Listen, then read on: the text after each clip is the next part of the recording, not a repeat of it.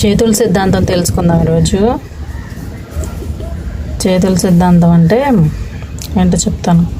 నీ చెయ్యి ఎప్పుడు ఎట్లా అనేలాగా నీకు అర్థమవుతుందా? నీ చెయ్యి ఎప్పుడు ఇట్లా అని అడగకూడదు. ఇట్లా ఉండేటట్లు చూసుకో. ఇట్లా ఉండాలి. ఇట్లా ఉండకుండా ఇట్లా ఉందనుకో, అది తీర్చడానికి ఏదో రోజు ఇట్లా అయిపోతావు, లేదంటే ఇట్లా అయిపోతావు. ఎట్లా అవుతావు? ఎట్లా అయిపోతావు.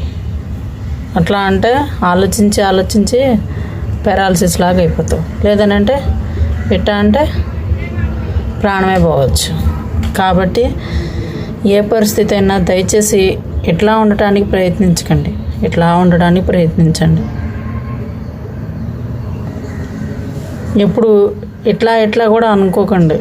కొంచెం ఇట్లా కూడా ఉండండి. ఎప్పుడు ఇట్లా కాకుండా ఇట్లా కూడా ఉండండి. మన తిండి మన సుఖం కాకుండా ఎదుటోళ్ళకి కూడా ఒక 2 ముద్దలు ఉండేలాగా.